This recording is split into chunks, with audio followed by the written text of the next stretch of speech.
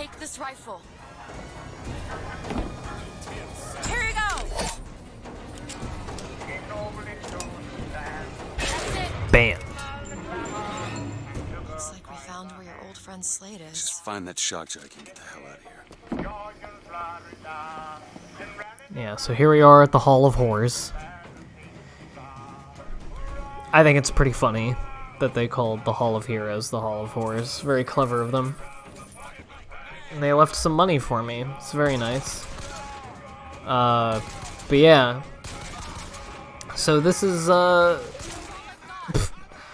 kind of the way things go for the majority of this game, is that you need to get in somewhere, and you usually need to get something to get in there, and so you have to go in a different direction and do something, and just periodically on your way to doing those things, you'll have to stand behind some stuff and shoot at some guys, and every once in a while they'll throw one of the really annoying big ones at you, like the fireman or the patriot or the fucking handyman. I haven't been attacked by a handyman in this game yet, but they're coming. And they suck ass. I hate the handymen.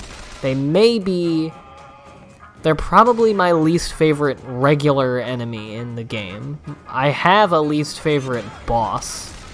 Or at least I think it's my least favorite, because I don't actually remember a whole lot about the final boss fight of this game. And I don't actually think it's much of a straightforward boss fight, now I think about it. It's kind of like... I mean, I don't want to give too much away, but it involves the songbird. And, like, directing it to do things. And... I don't know, you're not quite, like, killing someone or whatever. I mean, you are, like, hampering the army of someone or something. I forget the exact. And I have no idea where this music is coming from in the radio here. I don't know where the actual radio is. But, whatever. But yeah, as we go on in the game, and especially... a little bit later on, there's a little bit of a lull in the middle of this game. There's a bit of a drag. I find that to be the case in a lot of, like, M-rated first-person shooter, like, action-adventure sort of games. Or, not action-adventure, but, action games, action RPG-ish sort of games, where the beginning of it is always so involving and interesting, and then there's just a huge sag in the middle where you're just walking around and like want to die, and then it gets interesting again toward the end. That's a really funky looking thing, the Shock Jockey thing. It's really funny imagining like old filming technology filming like sci-fi imagery that is obviously very clearly generated by a computer. I mean, everything in the game is generated by a computer, very obviously, but you know what I mean. Like, if I were to see footage on film, on like black and white film from like the 1920s of like a pulsating thing of energy like that, like something you would see in a sci-fi video game, yeah, it's funny to think about. It's like if, there's a picture of Abe Lincoln with a UFO in the background. It would just be weird incongruity. But yeah, I was gonna say, later on I might start cutting out some of the battles with random enemies, because it's not like it's not particularly interesting, especially in the ones that I die a million times during. Wit proved his worth on the field that day. Well, I'll be. Slade? Is that you? You've always been different, haven't you, Booker? You crave no glory. Look, I see you're caught up in some kind of jam here. If you could see fit to let us through to where they keep this Shock Jockey, and we'll... That tin soldier, Comstock, wants my boys dead. We won't die at his hands. There's going to be trouble. All my men have left is a choice. Die at the hands of a tin soldier, or a real one. And here's me being awesome and not knowing where these fuckers are coming from. At some point I'm gonna have to ditch the pistol, I realize. I just like it because it has such a fast shooting and reloading thing, but it doesn't really do the most damage. Give us the Shock Jockey. If anyone has like a preferred weapon setup that they want to recommend to me, I would dig it, or at least something that would be a good like counter to the machine gun, like a good complement to the machine gun instead of the pistol, because I think I could use a little change up.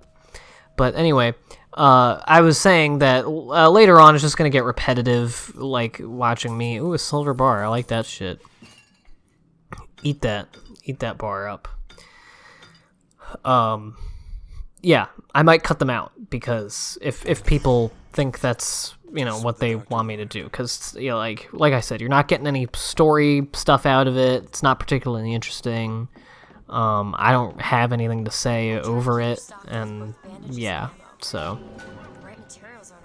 But anyway, this is the Hall of Horrors, as we were saying, and it has 2 exhibits of the 2 times that the American horrors have been really good. And those 2 times, obviously, are the times they killed a bunch of Chinese people and the time that they killed a bunch of Native American people. The torch. Of course, that's not how Comstock tells it.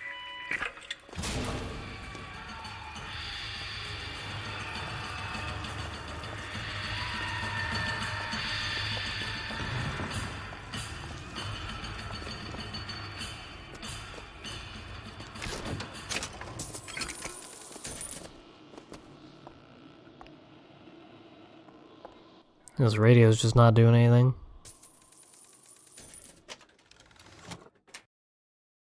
Oh yeah, I haven't talked about these gear things. Some of them are like supposed to be clothes, and then some of them are just like little add-ons. One of them that I have is the thing that... Oh, hello. That was fun. One of them is the thing that makes my melee weapon make the person catch on fire sometimes. There's another one that I keep finding and turning down that is essentially it just like affects gives you better control on the skylines, better braking ability and everything. And I think that those levers that activate the motorized Patriot displays are just displays, but something of paranoia in the back of my mind while playing this made me think that if I turned them on, I'd have to fight them later when they go evil against you. Spoilers later on in this section. Fireman, Booker, careful! Oh god, I hate the fucking firemen. I always suck dick against the firemen. And I mean, when you're going up against just the firemen, it's not too bad. I mean, I still suck at them, mostly because I can never tell where the fuck he is. Even though he's the loudest person on the planet and is literally shooting fire out of his face. But yeah, you really don't have a whole lot of time to move out of the way from those big fire bombs when he throws them. And he just takes so much fucking damage, and I can never get a good aim on him with any vigors. So I usually just resort to shooting the shit out of him with the machine gun until he dies. But yeah, and then he does that, and it makes me think that he's about to attack, but it's just him blowing up. Little loser. You see, young miss? You see the man that Comstock wishes he was? A real I don't want to soldier. do this, Slade. Just give me what I need. I will, after you do the same for me. Come and look for me amongst the ghost dancers. Who are the ghost dancers? Wounded knee. He means us to head to the other display. Can you hear Comstock? Comstock's tin soldiers coming to silence us. But we are the true patriots. The history that does not fit in their books.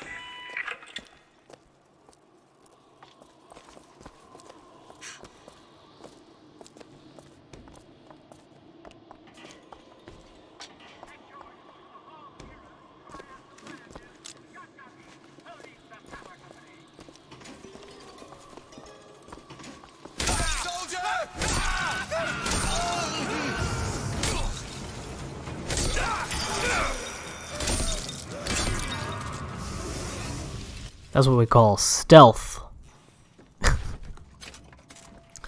That was... I think that might have been the gear that I picked up a minute ago, but yeah, that makes your range on your melee weapon 3 times more, and so it makes you zoom forward and knock their frickin' noggins off. I just burped right into the mic. I'm gonna leave it in. The deeds of the real ones.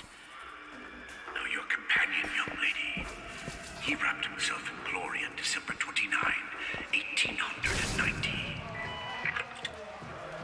What does he mean?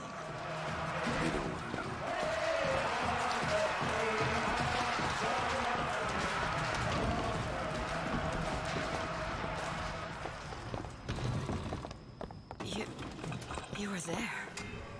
At Wounded Knee. I can see it in your face. Tell her, Booker.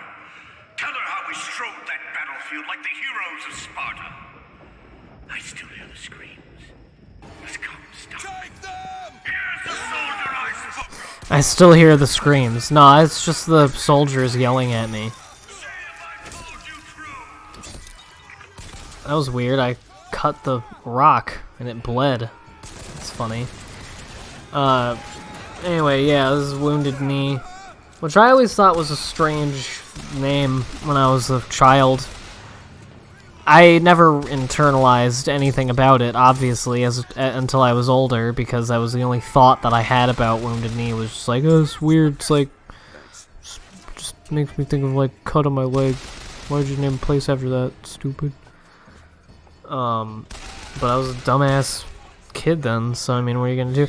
This whole section, and a lot of this game, actually, with all of its stuff about, you know, representations of the past, and especially when it comes to, like, how you talk about the American imperial project and American exceptionalism and racism and all of that jazz, and white supremacy shit.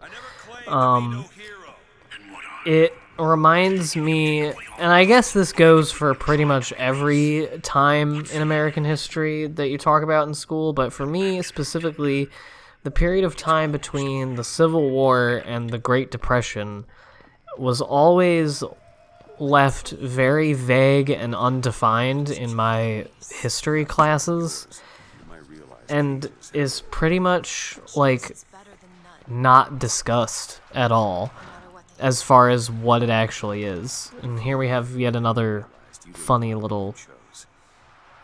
I thought that he didn't see me, so I thought maybe I would just go back in, but no, he was at the ready. But it wasn't enough. He died a noble death, though.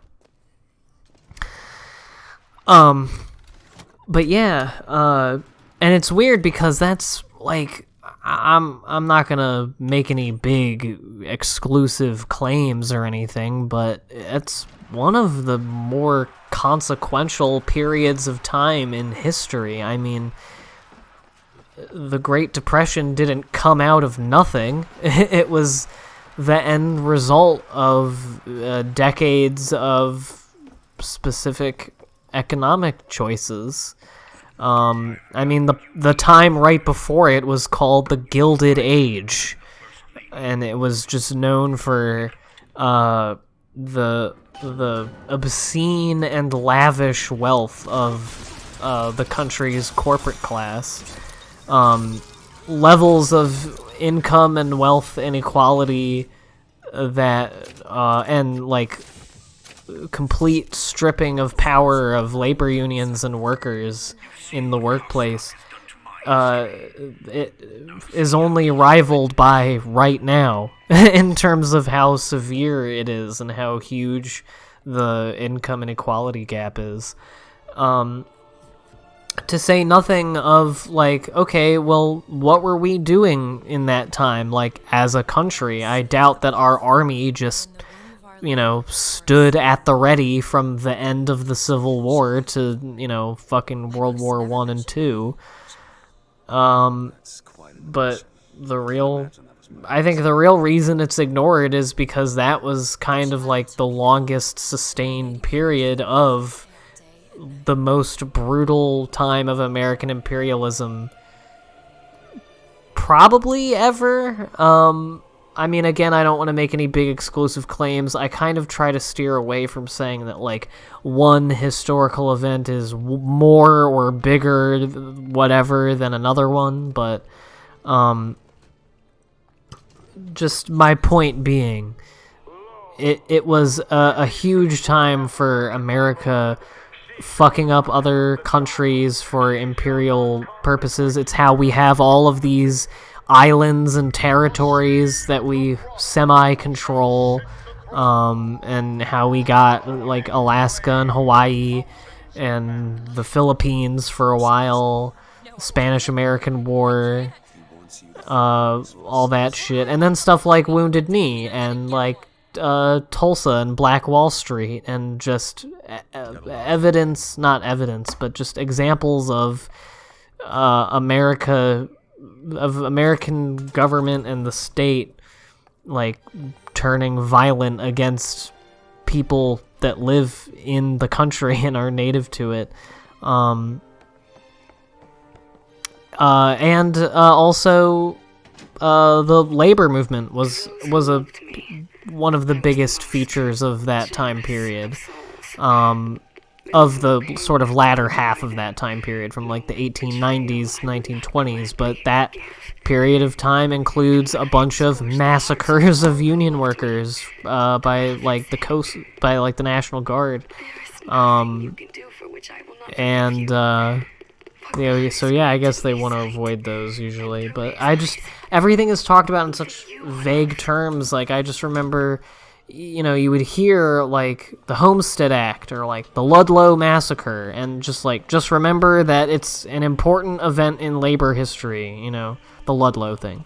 Or, like, the Tulsa race riots. There were race riots in Tulsa. Everyone was really mad about race, and so they killed each other. And it's like, no, there was, in Tulsa, displaced black people who couldn't do anything because of Jim Crow laws, which, that's the other thing about Reconstruction, is, like, it's not like the Civil War happened and we put all these things in place and then they just got bad, and then 100 years later we were like, oh, they're so bad now, we gotta fix them.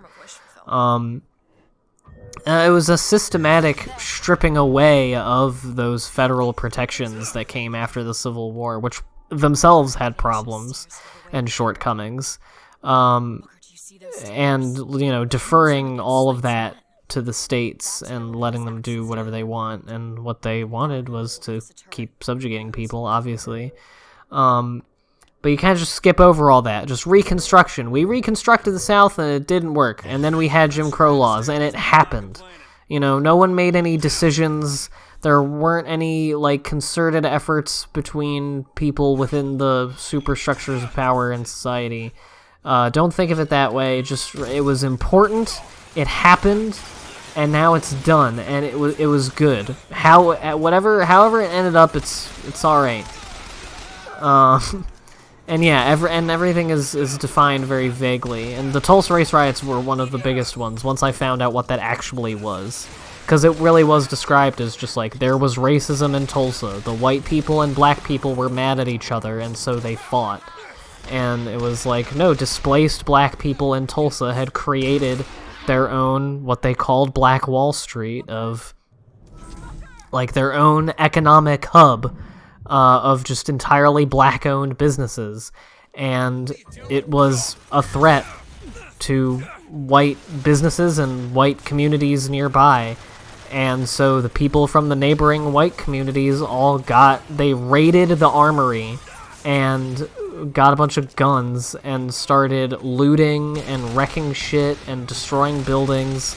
Like a helicopter came in and like firebombed at least one of them and killed a bunch of people. And all of the hospitals that could treat them were in the white neighborhoods. They weren't in they weren't nearby, and so most of the, non-white people died of their injuries, as opposed to the white people who were hurt in the retaliation of violence. And, the state was involved in the, was on the side of the whites in this case. It was 1921, of course they would be. But, that says a whole lot of different things, that, the business class, wealthy whites, and the state all banded together against black people trying to have their own, economic independence. And that sounds a lot different than just, there were racial divisions in Tulsa. But that's as far as we're really willing to go with it in our discussion of things. And so all of this, I talked over so much shit now, but all of this stuff makes me think, in this game, makes me think about how not only all of the annoying-ass deification of the founders, which that in and of itself I could get into, but just in general, complete ignorance of anything having to do with the more, very obviously objectionable and terrible aspects of American history and culture that are as central to it as any of the things that you think are good about it. And I'm really surprised that this didn't just end in me dying immediately, but there you go. See, Shock Jockey is where this would be coming in handy in here, because that's the one that really gets the Patriots in my experience. Took our stories and scrubbed away our souls. Now, he's coming for me. And when I'm gone, all that will be left is the lie. Just give us what we can. Yeah, that gets to what I was just talking about. All that will be left is a lie. Scrubbed our stories. Or, got rid of our stories. That's essentially what happened. It's the old adage of history is written by the winners. You could just as easily summarize that as history is written by the oppressors, because they usually come out on top, hence why they oppress. But, that involves, there's a reason why, there's a practical reason for powerful people to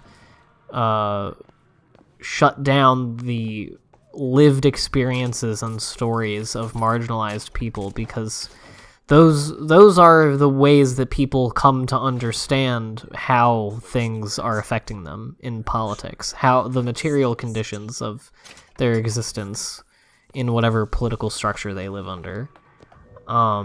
Hearing about, if not their own experience, hearing about other people's experiences under it. Especially someone more oppressed than you, if there's someone that on top of being poor or native or black, there's other history there, obviously. But yeah. I don't know. Now I'm just rambling. Now this game's just got me fucking going on a bunch of tangents about how, high school U.S. history annoys me.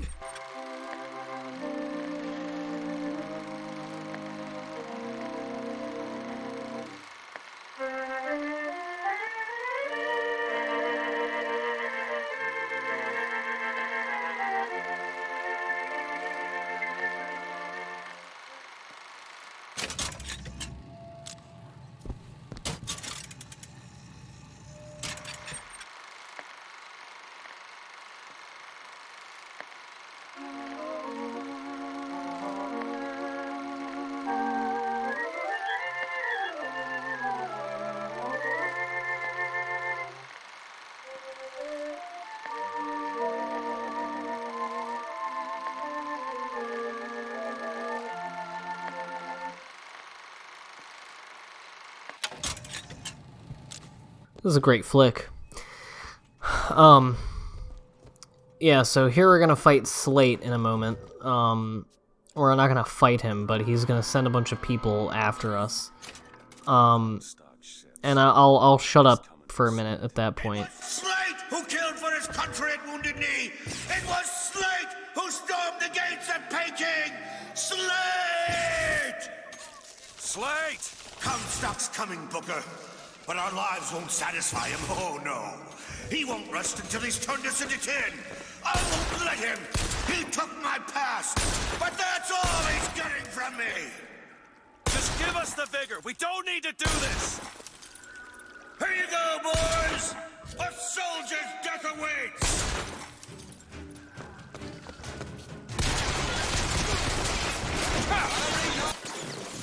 Yeah, I sped this part up because it took a minute to get all these dudes.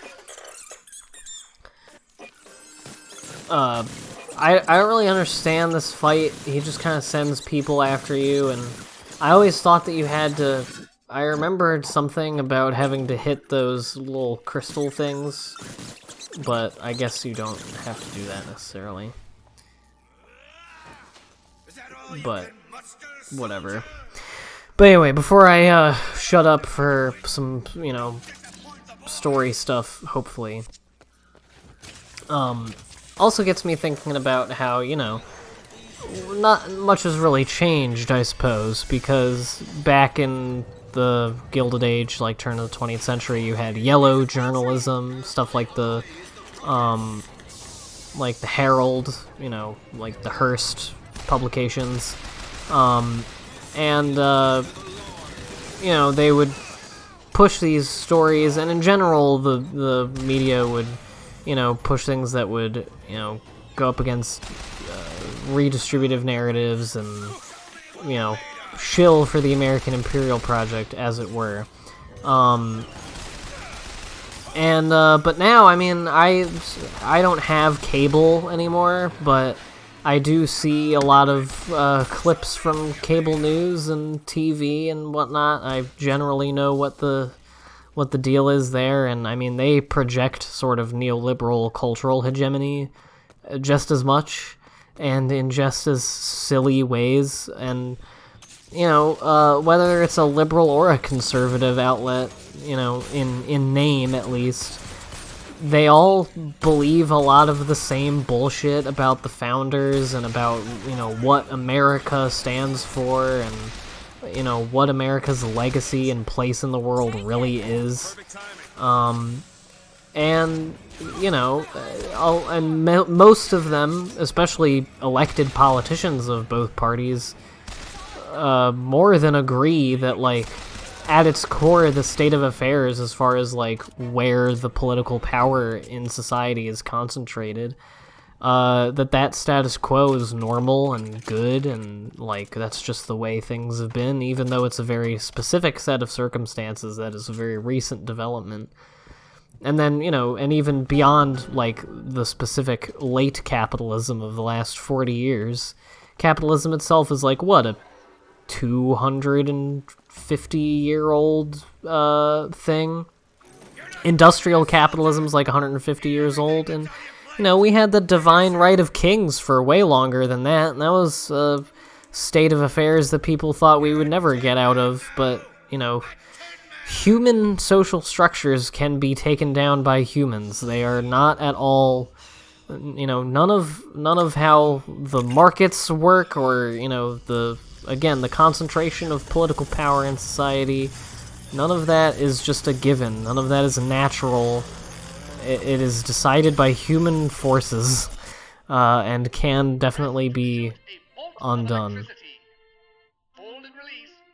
But you know that, dear viewer. If you're watching this, then you're in the know. You already know all that, I'm sure. You spared him. It wasn't my place. Comstock's men will surely take him. Do you ever get used to it? Killing. Faster than you can imagine.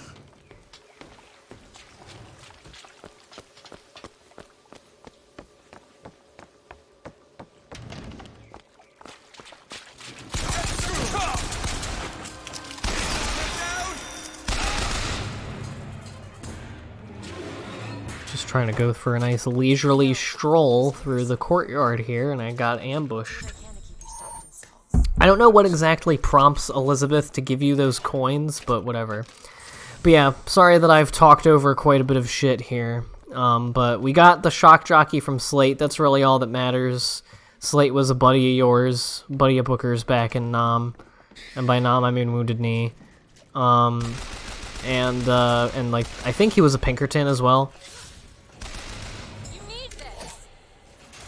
That's really all that happened there. It doesn't actually tie in all that much to the overall plot, except for Booker's involvement in Wounded Knee. That is important, but yeah, I did get rambling about quite a few different topics, but hopefully they were at least interesting to hear about. And I mean, this is, to me, the point of a game like this, you know, not just to have fun doing the shooty shoots, but to provoke some thought about the world that we live in. That said, less you know about me. I just need to make these YouTube videos feel more important than they are, so I don't think that all of this is a waste of time and my life is meaningless. But on that note, I will see you next time for getting on the gondola and getting out of here.